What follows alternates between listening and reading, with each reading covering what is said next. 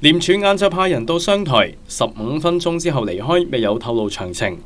傳媒喺電台出邊等候，商台其後發聲明話，廉署係向法庭申請索取一台節目，在晴朗的一天出發，喺今年1月24同埋25號主持李慧玲電話訪問劉夢熊嘅原裝未經剪接聲音檔案。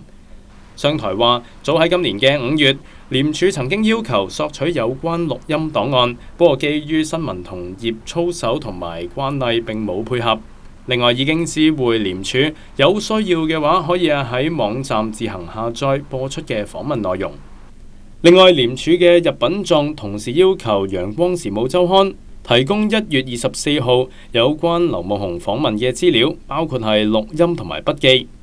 陽光時務接受本台查詢嘅時候話，廉署人員上公司擺低文件就離開，公司冇提供到任何嘅物品俾廉署帶走。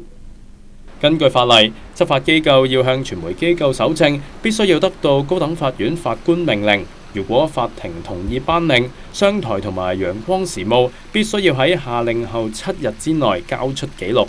香港寬頻電視記者何容生報道。